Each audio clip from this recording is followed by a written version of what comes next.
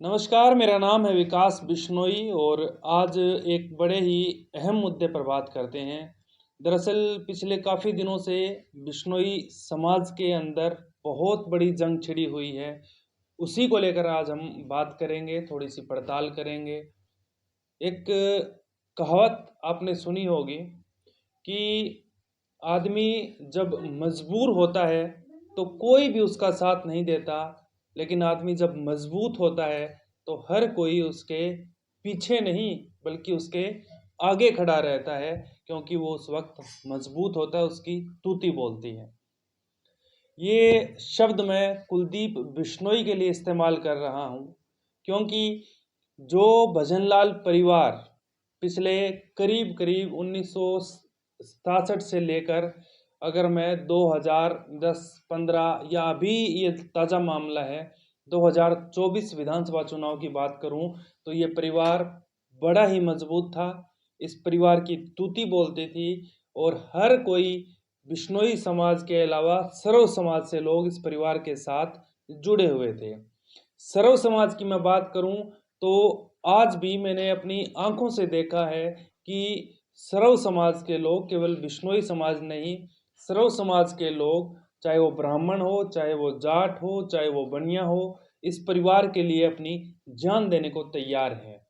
2024 विधानसभा चुनाव में मैंने खुद ये महसूस किया कि आसपास का जो क्षेत्र है, यहाँ तक कि महेंद्रगढ़, रेवाड़ी, गुरुग्राम, सोनीपत, पानीपत, करनाल, पंचकुला, हर जगह से लोग भव्य बिश्नोई के लिए चुनाव में मदद करने के लिए आए हुए थे।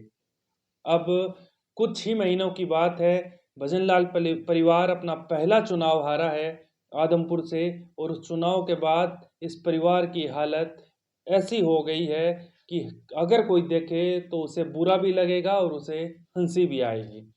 मैं ये बात इसलिए कर रहा हूँ कि बिश्नोई समाज में एक भीतरी जंग छिड़ी हुई है। वो जंग सीधे रूप से जो वहाँ के प्रधान हैं, बिश्नोई महासभा के जो राष्ट्रीय अध्यक्ष हैं देवेंद्र बुडिया, और जो बिश्नोई समाज के संरक्षक है, भूतपूर्व संरक्षक आप कह सकते हैं, पूर्व संरक्षक कुलदीप बिश्नोई, उनके बीच में ये जंग छिड़ी हुई है। दरअसल आदमपुर चुनाव में देवेंद्र बुडिया भव्य बिश्नोई के लिए प्रचार करने खुद आए थे। बिश्नोई समाज से जुड़े हुए लोगों के घर वो गए थे, वहाँ पर उन्होंने उन रूठे हुए लोगों को मनाया था, वोट मांगे थे।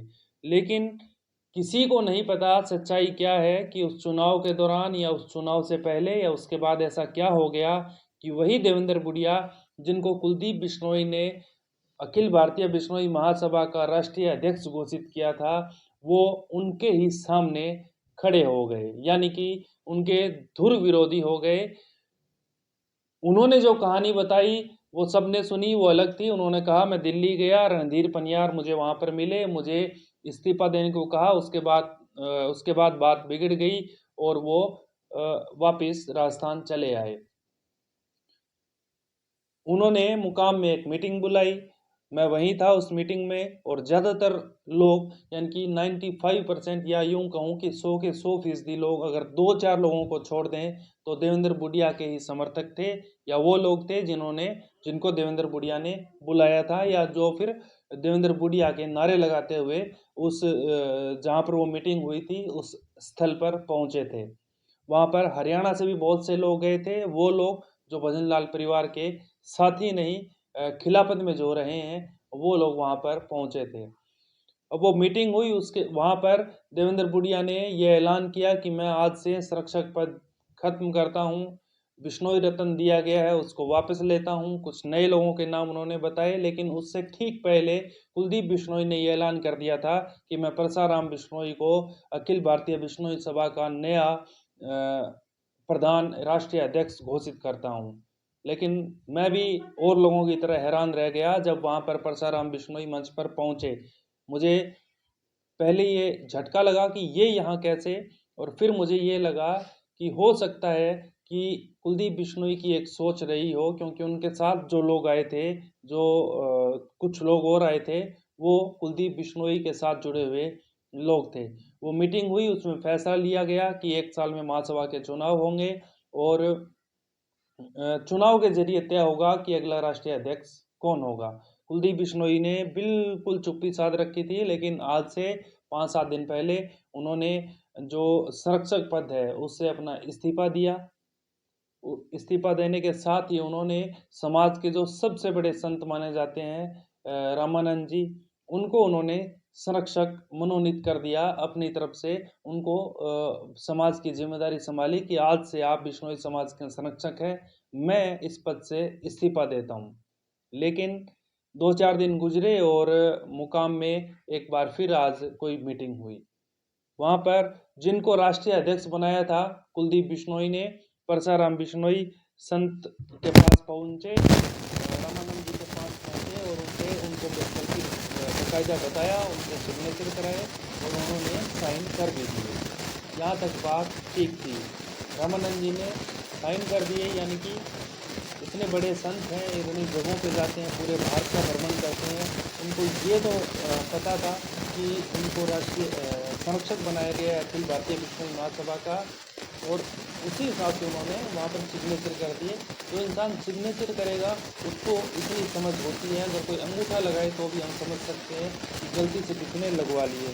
उसके बाद एक मीटिंग होती है शाम को और बयान आता है श्रद्धेय रामानंद जी का कि मुकाम जहाँ पर ये मंदिर स्थित है, बीकानेर जिले के नौका में जो मुकाम गांव पड़ता है, वहाँ पर ये निज मंदिर जो बिश्नोई समाज का स्थित है, वहाँ पर कि मुकाम के जो लोग हैं, गांव के जो लोग हैं, उन्होंने कहा कि नहीं, आपको ये पद नहीं रखना चाहिए, इसलिए मेरी इसमें फ़िलहाल कोई रुचि नहीं है। अब पूरा मामला मैंने आपको समझा दिया। अब आपको ये समझाते हैं या फिर आप भी समझने की कोशिश करिए कि इसमें असली विलेन कौन है। मैंने जो स्टडी की है, मैंने जो महसूस किया है, मेरे हिसाब से इसमें असली विलेन कुलदीप बिश्नोई नहीं बल्कि देवेंद्र जी बुढ़िया हैं। वो ऐसे हैं कि जो बात हुई ठीक है, वो पूरे समाज के सामने रखनी चाहिए थी।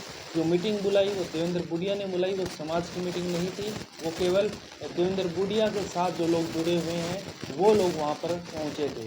ऐसा नहीं है कि उसमें दोनों पाले के लोग थे, दोनों धड़ों के लोग थे। दोनों धड़ों के लोग अगर होते और फिर कोई नतीजा निकलता तो मेरी व्यक्तिगत राय ये है कि वो नतीजा सर्वमान्य होता। वहाँ पर सिर्फ एक पक्ष के लोग थे, 2% जो वोटिंग हुई है, वहाँ पर कुछ लोग जो बब्बू राम जी दारा या फिर सुभाष जी देड़ू जो यहाँ हरियाणा से गए थे, ये भी कुलदीप समर्थक माने जाते हैं। इसके अलावा बहुत से ऐसे जो कुलदीप के समर्थक, पहली बात उन्हें बोलने नहीं दिया गया, या फिर जो 2-3 लोग बोले तो उनको पूरी बात करनी ही नहीं दी, इतनी ज़्यादा वोटिंग कर दी गई, क्योंकि 100 के 100% लोग वहाँ पर देवेंद्र बुढ़िया की तरफ से थे। चाहे देवेंद्र बुढ़िया हो चाहे कुलदीप बिश्नोई हो, समाज के लिए दोनों ही गणमान्य व्यक्ति हैं। हमारे लिए हम पूरी उनकी इज्जत करते हैं। लेकिन बात यहाँ आती है कि आप आखिर में ये राजनीति कर क्यों रहे हैं? क्या आप में हिम्मत है कि आप राष्ट्रीय अध्यक्ष का जो पद आपको दिया गया उसको आप छोड़ दें चुनाव से पहले? शायद नहीं है। इसीलिए आपने कुछ सिंपैथी लेने के लिए वहाँ पर ऐसी बातें बोली गई जो बातें वहाँ पर हुई ही नहीं थी। आपने समाज को अपने साथ जोड़ने के लिए और अपनी थोड़ी सी हमदर्दी लेने के लिए आपने कुछ ऐसी बातें बोली, ऐसे डायलॉग बोले कि वहाँ जो आपके लोग थे उन्होंने हुटिंग कर दी आपके लिए। आपने अपने ही लोगों से अपने लिए इस पद पर बने रहने के लिए हुटिंग करवाई, जय जयकारे लगवाई, हाथ उठवाए और अपने आप ही वहाँ से आप जब तक चुनाव नहीं होते तब तक आप राष्ट्रीय अध्यक्ष बने रहेंगे। ऐसे वहाँ से ये फैसला होकर निकला। अब कुछ चीज़ें हैं जो मेरे जहन में उसका सवाल हो सकता है, समाज के लोग ही देंगे, बाकी कौन देगा। सबसे बड़ी बात ये है, कुलदीप बिश्नोई ने परसाराम जी को राष्ट्रीय अध्यक्ष नियुक्त किया, क्या उसको माना गया? वो मंच पर गए, क्या उनके साथ अच्छा हुआ? सुभाष जी देड़ू पूर्व प्रधान थे, गणमान्य व्यक्ति हैं बिश्नोई समाज के, क्या उनके साथ अच्छा हुआ? धक्का मुक्की हुई, वीडियो भी है उसकी। बब्बू राम जी को बोलने नहीं दिया गया, दारा साहब को, क्या उनके साथ अच्छा हुआ? अच्छा तो तब होता जब आप सब लोगों की सुनते। आपने तो सुनी नहीं, आपने तो सिर्फ एक शख्स की सुनी। आप तो एक शख्स को सुनने के लिए आए थे, जो उन्होंने कहा उसको मानने के लिए आए थे। अब बड़ी बात यह है कि क्या देवेंद्र बुढ़िया के अंदर इतनी हिम्मत है कि वो कुलदीप बिश्नोई की तरह अपने पद को त्याग दे। यानी कि कुलदीप बिश्नोई ने, मैं हालांकि ना तो उनका समर्थक हूँ ना मैं उसका पक्ष ले रहा, मैं समाज के हित की बात कर रहा हूँ कि समाज टूटे ना, समाज दो हिस्सों में ना बटे, कहीं ये ना हो जाए कि हरियाणा अलग राजस्थान अलग। मैं इसीलिए बात कर रहा हूँ, ये सवाल उठा रहा हूँ कि क्या देवेंद्र बुढ़िया जी के अंदर इतनी हिम्मत है कि वो आज ही या कल ही अपने पद से इस्तीफा दे और कहे कि ये जी नया राष्ट्रीय अध्यक्ष आप बनाओ। अगर आपके पास डॉक्यूमेंट्स प्रूफ हैं, अगर आप चाहते हैं कि मेरी चलेगी तो आप बनाओ, नया राष्ट्रीय अध्यक्ष आपको बनाना चाहिए, मनोनीत करना चाहिए कि जी ठीक है, जब तक चुनाव नहीं होते तब तक कुलदीप भी नहीं, मैं भी नहीं, हम दोनों नहीं रहेंगे। तभी तो ये होगा ना कि बिल्कुल फेयर तरीके से बिना किसी दिक्कत के, बिना किसी झमेले के चुनाव होगा और समाज को एक नया अध्यक्ष मिलेगा। लेकिन मुझे नहीं लगता आप ऐसा करेंगे।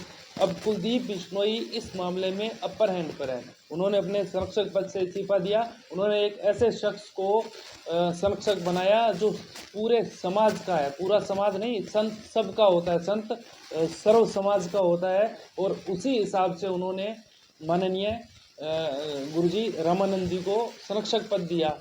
लेकिन जब उन्होंने परसाराम जी, मैं फ़ोटो देखी, वहाँ गए साइन करवाने, साइन कर दिया।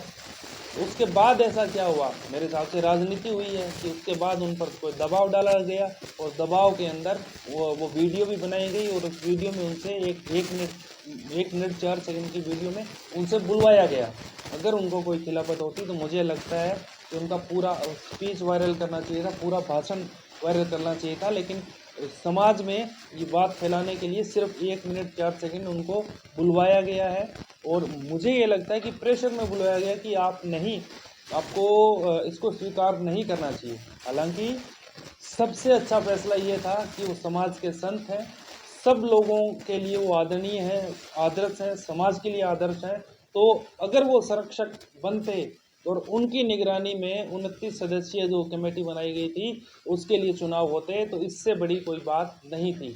अब अगर देवेंद्र जी बुढ़िया अपने हिसाब से, क्योंकि इन्होंने ऐलान कर दिया था कि संरक्षक पद मैं खत्म करता हूँ, अब अगर अपने हिसाब से भी क्योंकि सीधा सीधा पता चल रहा है कि राजनीति हो रही है, अब अगर ये अपने हिसाब से भी अपनी कोई कमेटी बनाते हैं या इन्होंने जो बनाई है, पीछे कुछ जिक्र चल रहा था, उसके हिसाब से अगर ये चुनाव करवाते हैं तो फिर उसको कौन मानेगा कि ये बिल्कुल फेयर तरीके से चुनाव हुआ है।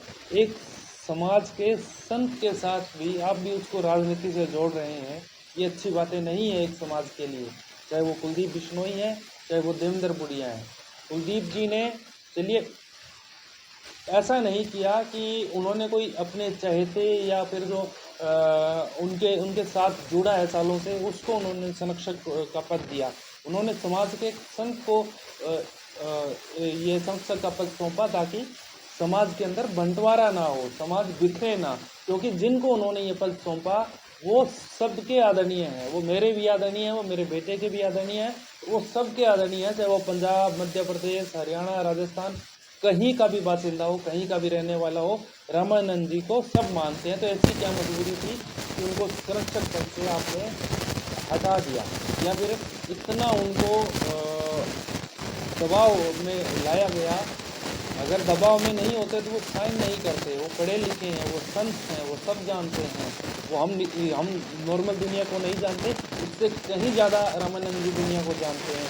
एक समाज की बात नहीं है, दबाव डाला होगा या कुछ ऐसी बात होगी जिसकी वजह से उनका ये बयान आया, वरना वो साइन ही नहीं करते। तो सीधी और खरी बात ये है कि देवेंद्र बुढ़िया जी, आप समाज को इस हाशिए पर मत लेकर जाओ जहाँ कई ऐसे समाज में नाम नहीं लूँगा, इसी वजह से, इसी राजनीति के चक्कर में वो समाज है उनका बिखराव हो गया है। आपको ये चाहिए कि सबसे पहले तो आपको इस्तीफा देना चाहिए राष्ट्रीय अध्यक्ष का जो पद आपको है उसके ऊपर से। किसी ने आपके लिए वोटिंग नहीं की है, सिर्फ हुटिंग करने से अगर पद मिलते तो शायद वो पावर कुलदीप नहीं, कोई भी आप नेता लगा लो, उसके पास ज़्यादा होगी, उसके पास समर्थक ज़्यादा होंगे, क्योंकि वहाँ पर तो केवल 2000 लोग पहुँचे थे। इतना बड़ा लाखों का समाज है, समुदाय है, और उसमें अगर 2000 लोग एक समाज का प्रतिनिधि तय करेंगे, अगर एक राष्ट्रीय अध्यक्ष तय करेंगे, तो ये फेयर बात नहीं है। आपको भी आगे आना चाहिए, पहल करनी चाहिए। उस पहल के मुताबिक आपको अपना पद छोड़कर, जैसे कुलदीप बिश्नोई ने संरक्षक पद छोड़ा है, वैसे आपको अपना राष्ट्रीय अध्यक्ष का पद छोड़कर आपको भी किसी ऐसे सदस्य को नियुक्त करना चाहिए जो सबके लिए बराबर हो, जहाँ जहाँ समाज रहता है सबकी उसमें हामी हो, और उसकी देखरानी में, उनकी देखरानी में अगर आप चुनाव कराएंगे तो वो ज़्यादा वाजिब होगा। लेकिन वक्त बदलते देर नहीं लगती। जो कुलदीप बिश्नोई देवेंद्र बुढ़िया को राष्ट्रीय अध्यक्ष बनाया था, धीमे धीमे राजनेताओं से मिले, बड़े बड़े नेताओं से मिले, कांग्रेस बीजेपी, शायद ही वो इतनी राजनीति ना सीख पाए हो जितनी देवेंद्र जी बुढ़िया ने सीख ली अपने इस छोटे से कार्यकाल में। छोटा तो नहीं, बड़ा कार्यकाल है, लेकिन कुछ ना कुछ ऐसा फैसला लेना होगा जिससे लोगों को ये ना लगे कि ये एक तरफा की जंग है। समाज अगर टूट गया तो ना आप काबिल रहेंगे, क्योंकि ऊपर वाला सब देखता है, कोई भी निर्जीव नहीं है, सबको यहाँ पर जाना है, सबका अंत निश्चित है। चाहे वो कुलदीप हो, बिश्नोई हो, चाहे विकास बिश्नोई मैं हूँ, चाहे देवेंद्र जी बुढ़िया हो, सबको एक दिन इस दुनिया से जाना है। लेकिन जाते जाते आपको कुछ ऐसे काम करने, कुछ ऐसे फैसले लेने हैं कि समाज आपको याद रखेगा, जैसे चौधरी स्वर्गीय भजन लाल जी को याद रखता है।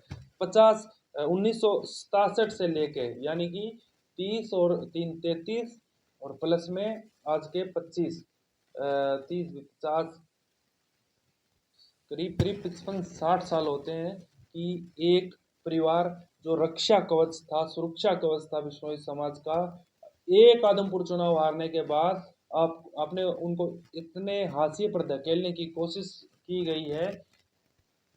वो समाज के गौरव हैं, और अभी बहुत उम्र पड़ी है, भव्य बिश्नोई की भी बहुत उम्र पड़ी है। हो सकता है कल को 5 साल, 2 साल, 10 साल के बाद अगर जनता के बीच में रहेंगे, मेहनत करेंगे, और खासकर इस समाज के चक्कर में नहीं पड़ेंगे, तो बहुत अच्छी उपाधि पर मिल जाए। तो मुझे ये लगता है व्यक्तिगत तौर पर, जो लोग आज की साजिश में शामिल हैं, कल वो उनके उस जश्न में भी शामिल होंगे, ये मेरा व्यक्तिगत रूप से मानना है। तो ऐसे में चाहे वो जो कोई भी हो, चाहे वो कुलदीप बिश्नोई हो, चाहे वो देवेंद्र बुढ़िया हो, चाहे जो भी समाज में खुद को बहुत बड़ी हस्ती समझता हो, सबको एक सिरे से एक साथ मिलकर ये फैसला लेना होगा कि समाज को आगे कैसे बढ़ाया जा सकता है। ये जो फिलहाल चल रहा है, इसमें 100% राजनीति की बू आ रही है, राजनीति की गंध आ रही है, कि राजनीति बिश्नोई समाज के अंदर एंट्री कर चुकी है। ये वो वक्त नहीं है जब बिश्नोई समाज के किसी शख्स ने राजनीति में एंटर किया था और पूरे देश भर में, विदेशों में अपना नाम कमाया था। ये वो टाइम है कि बिश्नोई समाज के अंदर अब राजनीति ने एंट्री ले ली है, और राजनीति इतनी गंदी चीज़ है कि वो समाज तो बहुत बड़ी चीज़ है, राजनीति एक परिवार तक को ख़त्म कर देती है। ऐसे में आप सब जो महानुभाव है, सबसे गुजारिश है कि आप लोग एक नए सिरे से बैठिए। जो भी आपकी गलतफहमियां हैं वो समाज के सामने आपको दूर करनी होगी। जिन दो बड़े लोगों की दिक्कत है उन दोनों को पीछे हट जाना चाहिए, कुछ नए लोग आने चाहिए, और उन नए लोगों के हाथ में समाज की कमान सौंपनी चाहिए कि अब आप जाओ और अब आप आगे जाकर समाज के हित में काम करो। बहुत से ऐसे युवा हैं, बहुत से, चाहे वो राजनीति में हो, चाहे वो प्रशासनिक सेवाओं में हो, या फिर कहीं भी, बहुत से ऐसे युवा हैं, बहुत से ऐसे 40-50 साल की उम्र के शख्स हैं जिनके अंदर काबिलियत है कि वो आपके समाज को बहुत ऊपर लेकर जा सके। आपने चैनल सब्सक्राइब नहीं किया है तो कर दीजिए, इस वीडियो को ज़्यादा से ज़्यादा शेयर कीजिए। मेरा नाम है विकास बिश्नोई। यूट्यूब और फेसबुक दोनों जगह पर आप इस वीडियो को देख सकते हैं। मेरी कोई बात से आप अगर संतुष्ट नहीं हैं तो आप कमेंट करके उसका जवाब दे सकते हैं, और अगर मेरी बात ठीक लगे तो आप इस वीडियो को ज़्यादा से ज़्यादा शेयर कीजिए। नमस्कार।